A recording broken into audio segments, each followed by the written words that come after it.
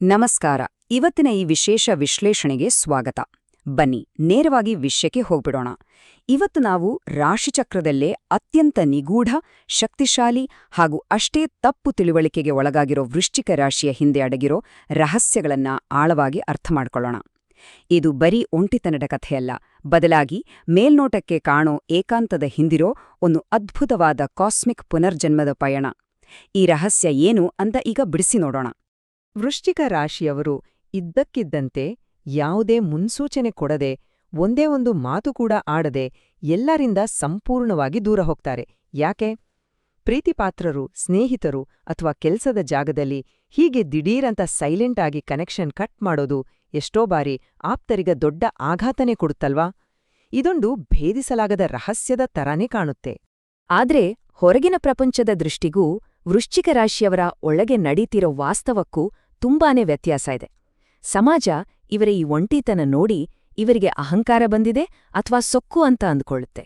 ಆದರೆ ಮೂಲ ಮಾಹಿತಿಯ ಪ್ರಕಾರ ಈ ಏಕಾಂತ ದರ್ಪ ಖಂಡಿತ ಅಲ್ಲ, ಬದಲಾಗಿ ಇದು ಅವರ ಮುಂದಿನ ಅತೀ ದೊಡ್ಡ ಹೆಜ್ಜೆಗಾಗಿ ನಡೀತಿರೋ ಒಂದು ದೈವಿಕ ಸಿದ್ಧತೆ ಮತ್ತು ಆಳವಾದ ಹೀಲಿಂಗ್ ಪ್ರಕ್ರಿಯೆ. ಈಗ ಮೊದಲನೇ ಭಾಗಕ್ಕೆ ಬರೋಣ. ರಹಸ್ಯ ಮೌನ ಮತ್ತು ಆಂತರಿಕ ಸಂಘರ್ಷ. ಮೇಲ್ನೋಟಕ್ಕೆ ತುಂಬಾನೇ ಶಾಂತವಾಗಿ ಕಾಣೋ ಈ ಜಲತತ್ವದ ರಾಶಿಯೊಳಗೆ ಸದಾ ಒಂದು ದೊಡ್ಡ ಹಗ್ಗಜಗ್ಗಾಟ ನಡೀತಾನೇ ಇರುತ್ತೆ. ಇದು ಒಂಥರ ಆಳವಾದ ಸಮುದ್ರದ ಕೆಳಗೆ ಸದಾ ಕುದಿಯೋ ಜ್ವಾಲಾಮುಖಿ ಇದ್ದ ಹಾಗೆ. ಒಂದೆಡೆ ಇವರ ಅಧಿಪತಿ ಮಂಗಳ, ಅಂದ್ರೆ ಅಪಾರವಾದ ಶಕ್ತಿ ಮತ್ತು ಹೋರಾಡುವ ಮನೋಭಾವ ಕೊಡೋ ಒಬ್ಬ ಸೈನಿಕ. ಆದ್ರೆ ಅದೇ ಸಮಯದಲ್ಲಿ ಕೇತು ಅನ್ನೋ ವಿರಕ್ತ ಸನ್ಯಾಸಿ, ಎಲ್ಲವನ್ನೂ ಬಿಟ್ಟು ಮೌನವಾಗಿ ಆಧ್ಯಾತ್ಮಿಕ ಚಿಂತನೆ ಮಾಡು ಅಂತ ಪ್ರೇರೇಪಿಸ್ತಾನೆ. ಈ ಸೈನಿಕ ಮತ್ತು ಸನ್ಯಾಸಿಯ ನಡುವಿನ ನಿರಂತರ ಹೋರಾಟನೇ ಇವರ ವರ್ತನೆಯನ್ನ ಅರ್ಥ ಮಾಡ್ಕೊಳ್ಳೋಕೆ ಕಷ್ಟ ಆಗೋ ಹಾಗೆ ಮಾಡೋದು. ಭಾಗ 2: ನಿಶ್ಶಬ್ದ ನಿರ್ಗಮನದ ಅಸ್ತ್ರ, ಅಂದ್ರೆ ಮೌನವೇ ಆಯುಧ. ತಾವು ಅತಿಯಾಗಿ ನಂಬಿದವರಿಂದಲೇ ಮೋಸ ಹೋದಾಗ ವೃಶ್ಚಿಕ ರಾಶಿಯವರು ರಸ್ತೆಗೆ ಬಂದು ಕಿರುಚಾಡೋದಾಗ್ಲಿ ಅಥವಾ ಗಲಾಟೆ ಮಾಡೋದಾಗ್ಲಿ ಮಾಡಲ್ಲ. ಬದಲಾಗಿ ಆ ಕ್ಷಣದಲ್ಲಿ ಅವರ ಹೃದಯ ಕಲ್ಲಾಗಿಬಿಡುತ್ತೆ. ದ್ರೋಹ ಮಾಡಿದ ವ್ಯಕ್ತಿಗೆ ತಮ್ಮ ಜೀವನದಲ್ಲಿ ಇನ್ಮುಂದೆ ಯಾವುದೇ ಜಾಗ ಇಲ್ಲ ಅಂತ ನಿರ್ಧರಿಸಿ ಅವರನ್ನ ಸಂಪೂರ್ಣವಾಗಿ ಕಿತ್ತಾಕ್ತಾರೆ. ನಕಲಿ ನಗು, ಸುಳ್ಳು ಸಂಬಂಧಗಳಿಗಿಂತ ಅವರಿಗೆ ಈ ಏಕಾಂತನೇ ಹೆಚ್ಚು ನೆಮ್ಮದಿ ಕೊಡುತ್ತೆ. ಆ ಮೌನವಾದ ನಿರ್ಗಮನನೇ ಅವರ ಅತ್ಯಂತ ದೊಡ್ಡ ಬ್ರಹ್ಮಾಸ್ತ್ರ. ಈ ಏಕಾಂತ ಬರೀ ನೋವಿನ ಪ್ರತಿಕ್ರಿಯೆ ಮಾತ್ರ ಅಲ್ಲ, ಇದನ್ನು ಉದ್ದೇಶಪೂರ್ವಕವಾದ ತಂತ್ರ ಕೂಡ ಹೌದು. ಅಸೂಯೆಪಡೋ ಸ್ವಂತ ಸಂಬಂಧಿಕರು, ಅದರಲ್ಲೂ ವಿಶೇಷವಾಗಿ ಎಸ್ ಅಕ್ಷರದಿಂದ ಹೆಸರು ಶುರುವಾಗುವವರಿಂದ ತಮ್ಮ ಶಕ್ತಿಯನ್ನ ರಕ್ಷಿಸ್ಕೊಳ್ಳೋಕೆ ಕಟ್ಕೊಂಡಿರೋ ಭದ್ರವಾದ ಕೋಟೆಯದು. ತಮ್ಮ ಶಕ್ತಿ ಕುಗ್ಗಿಸೋಕೆ ಕಾಯ್ತಿರುವವರಿಂದ ಉದ್ದೇಶಪೂರ್ವಕವಾಗಿ ದೂರ ಇರೋದೇ ಅವರ ಯಶಸ್ಸಿನ ರಕ್ಷಾಕವಚವಾಗಿ ಕೆಲಸ ಮಾಡುತ್ತೆ. ಮುಂದಿನ ಭಾಗ 3: ಫೀನಿಕ್ಸ್ ಹಕ್ಕಿಯ ಪುನರ್ಜನ್ಮ, ಅಂದ್ರೆ ಬೂದಿಯಿಂದಲೇ ಎದ್ದು ಬರೋದು. ಇದರ ಹಿಂದಿರೋ ಅತೀ ಮುಖ್ಯವಾದ ಜ್ಯೋತಿಷ್ಯದ ರಹಸ್ಯ ಅಂದ್ರೆ 8ನೇ ಮನೆ. ಜ್ಯೋತಿಷ್ಯದಲ್ಲಿ 8ನೇ ಮನೆ ಅಂದ್ರೆ ಅದು ಮೃತ್ಯು, ನಿಗೂಢ ರಹಸ್ಯ ಮತ್ತು ಆಳವಾದ ಪುನರ್ಜನ್ಮವನ್ನ ಪ್ರತಿನಿಧಿಸೋ ಜಾಗ. ವೃಶ್ಚಿಕ ರಾಶಿನೇ ಈ ಮನೆಯನ್ನ ಆಳೋದು. ಇದರ ಅರ್ಥ ಏನು ಅಂದ್ರೆ ಇವರ ಇಡೀ ಜೀವನದಲ್ಲಿ ಕನಿಷ್ಠ 3-4 ಬಾರಿ ಇವರ ಹಳೆಯ ವ್ಯಕ್ತಿತ್ವ ಸಂಪೂರ್ಣವಾಗಿ ನಾಶವಾಗಿ ಆ ಜಾಗದಲ್ಲಿ ಒಂದು ಹೊಸ, ಪ್ರಬಲವಾದ ವ್ಯಕ್ತಿತ್ವ ಹುಟ್ಕೊಳ್ಳೋದು ಬರೆದಿಟ್ಟಿರೋ ಸತ್ಯ. ಪುರಾಣಗಳಲ್ಲಿ ಬರೋ ಫೀನಿಕ್ಸ್ ಹಕ್ಕಿ ಹೇಗೆ ತನ್ನನ್ನ ತಾನೇ ಸುಟ್ಕೊಂಡು ತನ್ನದೇ ಬೂದಿಯಿಂದ ಮತ್ತೆ ಜನ್ಮ ತಾಳುತ್ತೋ, ಹಾಗೇನೆ ವೃಶ್ಚಿಕ ರಾಶಿಯೋರು ಎಷ್ಟೇ ದೊಡ್ಡ ಕಷ್ಟಗಳಲ್ಲಿ ನಲುಗಿ ಹೋದ್ರೂ ಕುಸಿದು ಬೀಳಲ್ಲ. ಆ ಸೋಲನ್ನೇ ಒಂದು ಕಚ್ಚಾ ವಸ್ತುವನ್ನಾಗಿ ಮಾಡ್ಕೊಂಡು ಅದರಿಂದ 10 ಪಟ್ಟು ಹೆಚ್ಚು ಬಲಶಾಲಿಯಾಗಿ, ಯಾರಿಂದಲೂ ತಡೆಯೋ ಹಾಗ್ದ ಶಕ್ತಿಯಾಗಿ ಎದ್ದು ಬರ್ತಾರೆ. ಇದು ಲಿಟ್ರಲ್ ಆಗಿ ಅವರ ರಕ್ತದಲ್ಲಿರೋ ಹುಟ್ಟುಗುಣ.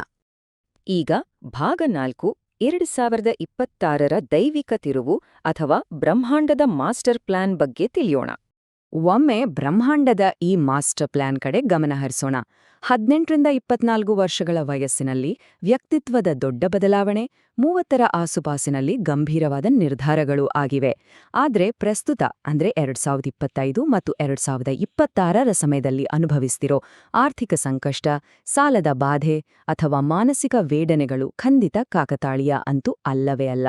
2026ರ ಏಪ್ರಿಲ್ ವೇಳೆಗೆ 8ನೇ ಮನೆಗೆ ಗುರುಗ್ರಹ ಪ್ರವೇಶ ಮಾಡಿದಾಗ ಸಿಗಲಿರೋ ಅನಿರೀಕ್ಷಿತ ಬೃಹತ್ ಯಶಸ್ಸಿಗೆ ಅವರನ್ನ ಸಜ್ಜುಗೊಳಿಸ್ತಿರೋ ಅಂತಿಮ ಪರೀಕ್ಷೆಗಳು ಇವು. ಆದ್ರೆ ಈ 2026ರ ಯಶಸ್ಸಿನ ಮೈಲುಗಲ್ಲನ್ನ ತಲುಪೋ ಮುನ್ನ ಒಂದು ಗಂಭೀರವಾದ ಎಚ್ಚರಿಕೆ ಕೂಡ ಇದೆ. ವೃಶ್ಚಿಕ ರಾಶಿಯವರ ಅತಿ ದೊಡ್ಡ ಶತ್ರು ಹೊರಗೆ ಎಲ್ಲಿಯೂ ಇಲ್ಲ, ಹಾಗೆ ಅವರಿಗೆ ಮೋಸ ಮಾಡಿದವರೂ ಅಲ್ಲ. ಬದಲಾಗಿ ಅವರೊಳಗೆ ಬೇರೂರಿರೋ ಸೇಡಿನ ಬುದ್ಧಿ ಮತ್ತು ಪ್ರತಿಯೊಬ್ಬರನ್ನ ನಿರಂತರವಾಗಿ ಸಂಶಯದ ಕಣ್ಣಿನಿಂದ ನೋಡೋ ಗುಣ ಇದೆಯಲ್ಲ, ಅದೇ ಅವರ ನಿಜವಾದ ಶತ್ರು. ಈ ಆಂತರಿಕ ಶತ್ರುನೇ ಎಷ್ಟೋ ಬಾರಿ ಜೀವನದಲ್ಲಿ ಸಿಗೋ ಒಳ್ಳೆಯ ಅವಕಾಶಗಳನ್ನ ದೂರ ಮಾಡ್ಬಿಡುತ್ತೆ. ಭಾಗ 5 ಅಂತಿಮ ರೂಪಾಂತರ ಮತ್ತು ಗೆಲುವಿನ ಸಿದ್ಧತೆಗೆ ಬೇಕಾದ ಪರಿಹಾರಗಳು. ಆಂತರಿಕ ಶತ್ರುವನ್ನ ಸೋಲಿಸೋಕೆ ಜ್ಯೋತಿಷ್ಯ ಕೆಲವು ಅತ್ಯಂತ ಅದೃಷ್ಟದ ಅಂಶಗಳನ್ನ ಸೂಚಿಸುತ್ತೆ.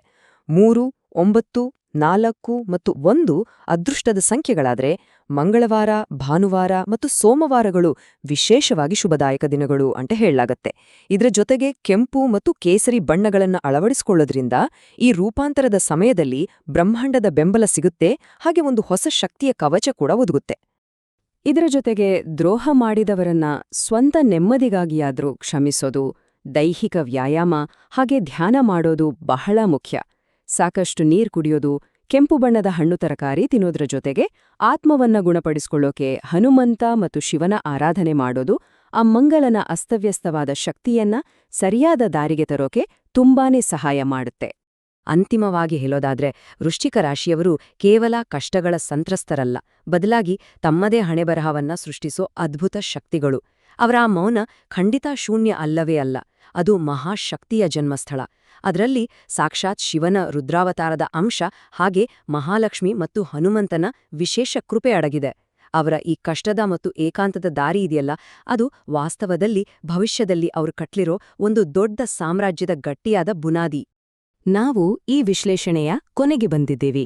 ವೃಶ್ಚಿಕ ರಾಶಿಯವರ ಒಂಟಿತನದ ಹಿಂದಿರೋ ಇಷ್ಟೊಂದು ದೊಡ್ಡ ಕಾಸ್ಮಿಕ್ ವಿನ್ಯಾಸವನ್ನ ಅರ್ಥ ಮಾಡಿಕೊಂಡ ಮೇಲೆ ಸಮಾಜದ ಟೀಕೆಗಳಿಗೆ ಅಥವಾ ಬೇರೆಯವರ ಮಾತುಗಳಿಗೆ ತಲೆಕೆಡಿಸ್ಕೊಳ್ಳೋ ಅಗತ್ಯ ಇದೆಯಾ? ಖಂಡಿತ ಇಲ್ಲ ಅನ್ಸುತ್ತೆ.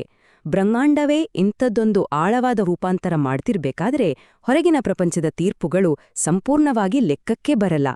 ಈ ರಹಸ್ಯಮಯವಾದ ಕಾಸ್ಮಿಕ್ ಬದಲಾವಣೆ ಈ ವಿಷಯದ ಕುರಿತ ದೃಷ್ಟಿಕೋನವನ್ನೇ ಹೇಗೆ ಬದಲಾಯಿಸುತ್ತೆ ಅನ್ನೋದನ್ನ ಒಮ್ಮೆ ಆಲೋಚಿಸಿ. ಈ ಅದ್ಭುತವಾದ ಮಾಹಿತಿಯ ವಿಶ್ಲೇಷಣೆಯಲ್ಲಿ ಜೊತೆಯಾಗಿದ್ದಕ್ಕೆ ಧನ್ಯವಾದಗಳು. ಮುಂದಿನ ಬಾರಿ ಮತ್ತೊಂದು ಕುತೂಹಲಕಾರಿ ವಿಷಯದೊಂದಿಗೆ ಸಿಗೋಣ.